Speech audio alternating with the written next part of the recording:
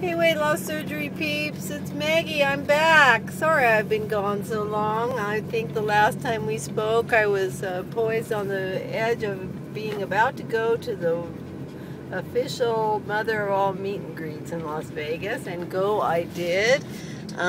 It was absolutely wonderful. I think maybe I should devote a different video to my feelings and thoughts and feelings and memories of that, and meanwhile just kind of reacquaint you with me since I've been gone for so long. Oh, I'm so sorry. Basically, I reached maintenance. I had the vertical sleeve gastrectomy on May 9th, 2011. I reached maintenance, my official goal of 162 pounds or normal BMI.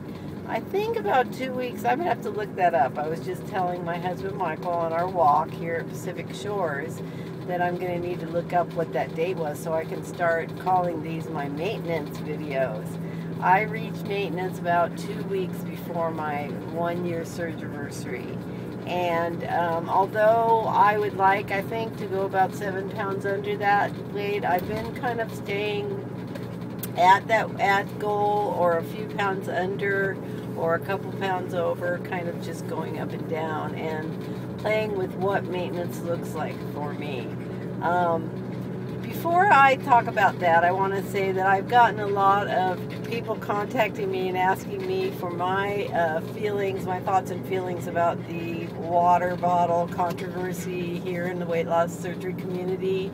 Basically, that someone had completely lightly taken joy in the fact that her very skinny waist and torso could fit within a 32-ounce smart water bottle, and kind of threw it down eventually as a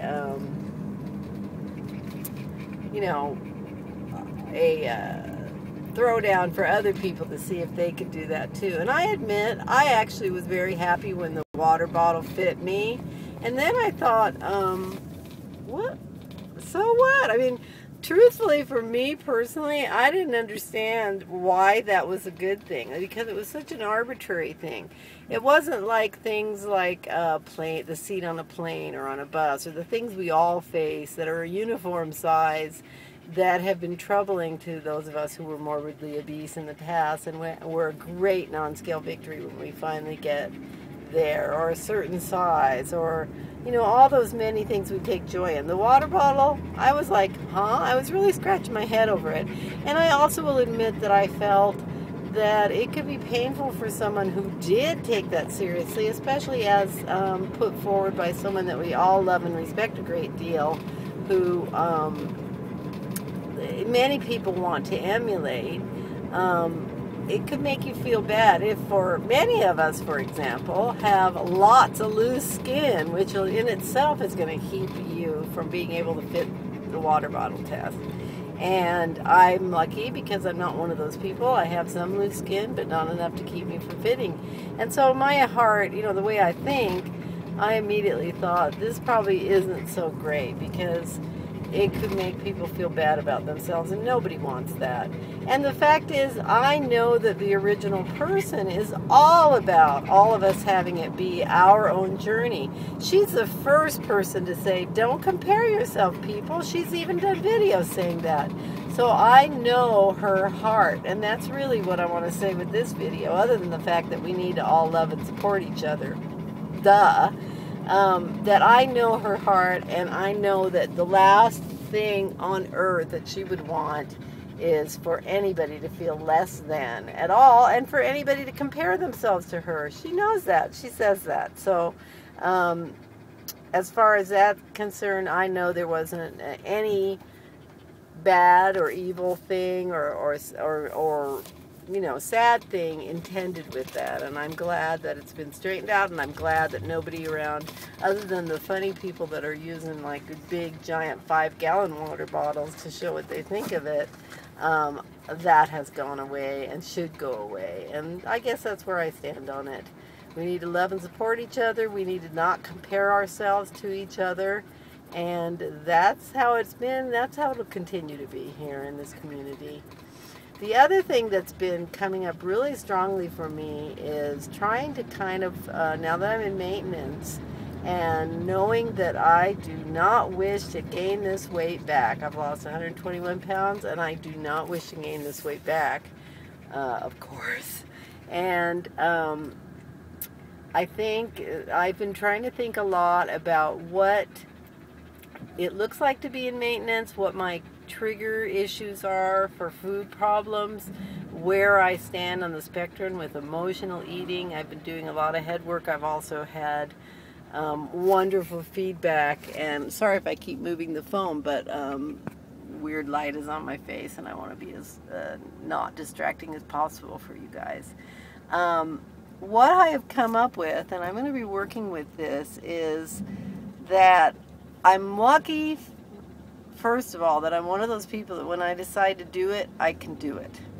That in itself is a gift, because I've learned a lot from people recently that it isn't so easy for people who are addicted to food, for example.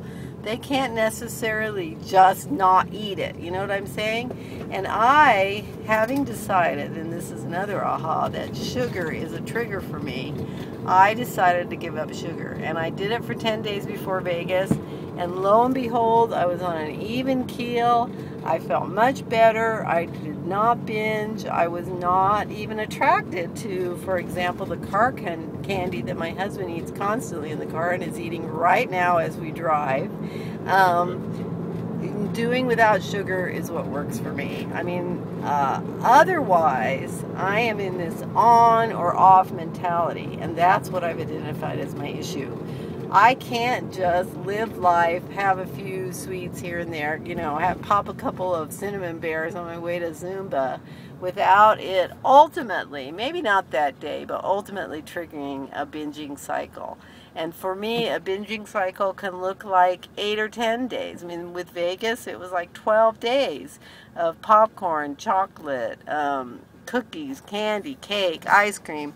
All the things that my sleeve unfortunately allows in unlimited amounts, and things that are not that great for me. I mean, luckily I got it in hand, and I always do because I'm strong that way, and I immediately stopped sugar again after the Vegas binging cycle and lost all the weight I had gained plus, and you know, it's working for me. I'm now in my 9th day of no sugar this time, and have no intention of having any until my birthday, which is on the 25th of June. And I mean, I know it'll be a binge, and I'm planning it, you know.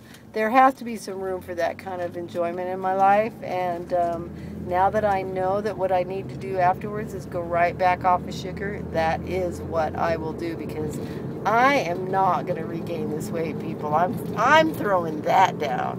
I'm not regaining this weight, and I think you can all support me in that, and you can probably affirm that for yourselves without feeling sad.